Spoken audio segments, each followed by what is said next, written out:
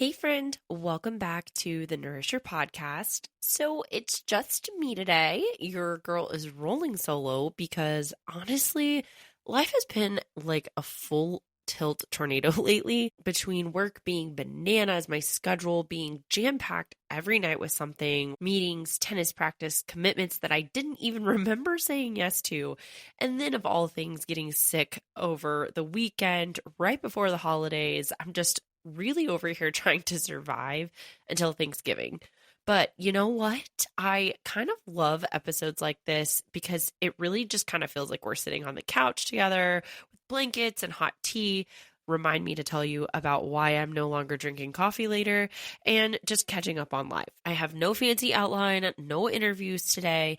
It's just real talk from one woman trying her best to another. So today I want to give you something soft and something encouraging, basically a love letter to the women who are out there trying. And also a few things that I'm learning about myself as I try right alongside you. So settle in, take a deep breath if you haven't in a while.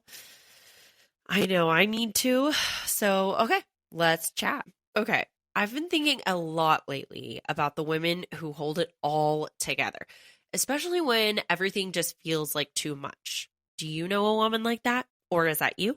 Because I know plenty in my life, which is probably why we're all friends, to be honest. But the women who are showing up even when they're tired, who pour and pour and pour and still worry that they're not doing enough. So here's a few things for you. To the woman who is stretched thin but still shows up, to the woman who's exhausted but still cares, to the woman who's healing old wounds while pretending that everything is fine at work, to the woman who's balancing family, friendships, jobs, goals, expectations, and the version of herself that she hopes to grow into, I see you. You are not failing, you're not behind, and you're not doing it wrong. You're just human, and we are all allowed to be human. And I want to say this gently but clearly. You do not have to be the strong one all of the time. Sometimes the most courageous thing that you can do is admit that you're tired or lean on someone or let something be quote unquote good enough instead of perfect. I just wish that we talked about that more because trying is enough. It absolutely counts and it's so brave. And speaking of trying, let me just tell you what I've been learning about myself lately because, like I said, this season has been a teacher and I have not been the best student. So I'm here to not only remind myself, but also remind you of a few things.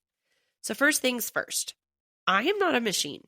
Even though I try to act like one sometimes, I keep thinking that I can outrun my schedule and my stress and my to-do list that just seems to get longer and longer by the minute.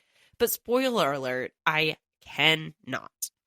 You might notice a little sniffle. Getting sick over the weekend, yeah, that was my body's not so subtle way of saying, girl, sit down.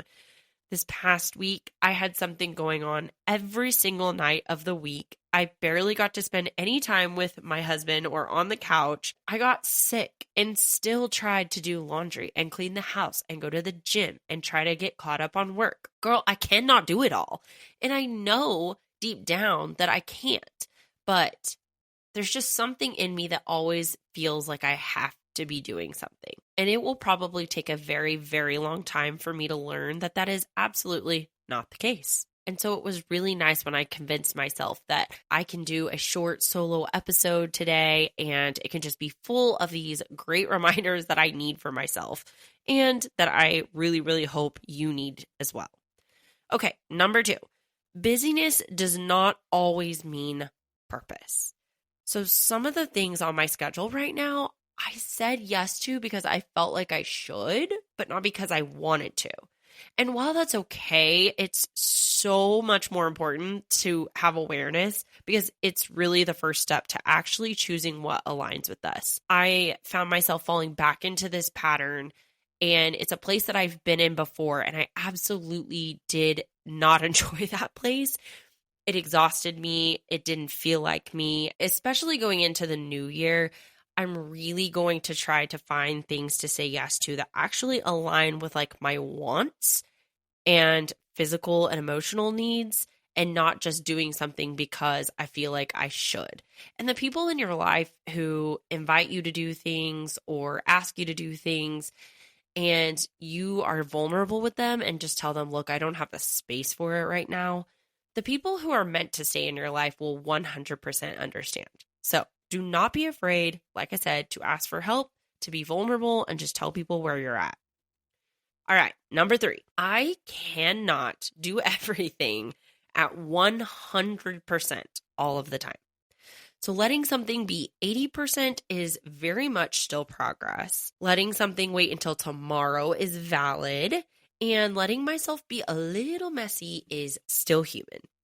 And I'm realizing that showing up imperfectly still matters. Actually, probably more than the perfect version anyways. Maybe it looks like I only do half of my laundry instead of everything being cleaned and hung up at the same time. Sometimes it might look like a 30-minute workout instead of an hour-long workout.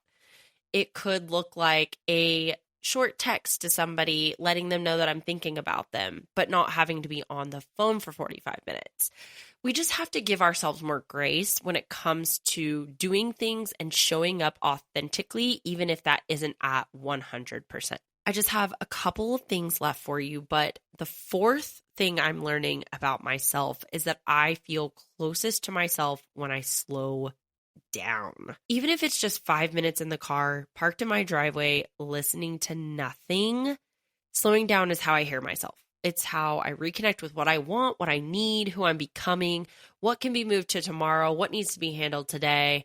And I can't tell you how many times I've gotten in the car and immediately go down my list of people to call. Either my mom, my friends, my sister, or I listen to a podcast or put on my favorite playlist on Spotify. But there are days where the silence is exactly what the doctor ordered. It really does give me time to just decompress from the workday so that I can focus on being present at home and spend the evening doing things that truly, truly align with where I want to be. Okay, last but not least, gratitude hits different when you're tired. And maybe this is that pre-Thanksgiving delirium talking, but when life is chaotic, gratitude feels less like a Pinterest quote and more like an anchor. I always say 2 things can be true, and it may be that I'm overwhelmed, but I can also be grateful. I'm exhausted, but I also know that I'm loved. I'm stretched thin, but I also know that I'm still growing.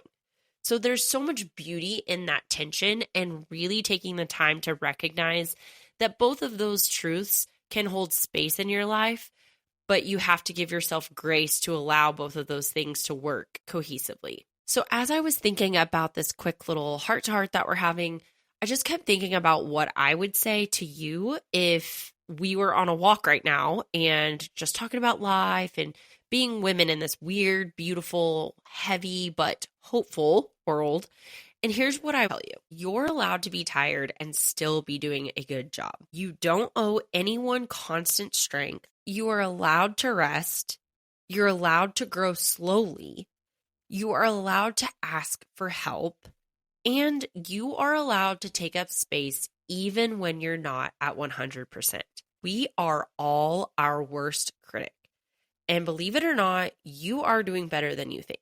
You are further than you realize, and you are absolutely worthy of softness, support, and slower days. I think that's so important for us to remember as we head into the holiday season where we're pulled in 20,000 different directions, pouring ourselves into entertaining and gift giving and just being grateful and thankful and all the things, guys. It's exhausting. But when you remind yourself of these things, I think it makes all of that so much easier. Okay, so that is all I have for you today. I really appreciate you taking the time to hang out with me. This episode is exactly what my soul needed, and I just hope that it met you in whatever season that you're in and gave you a little bit of good juju for the day. If you enjoyed this little chat today, I encourage you to share it with someone who might need it too. Or feel free to send it to a friend with a little, hey, thinking of you text. And don't forget your favorite cute emoji.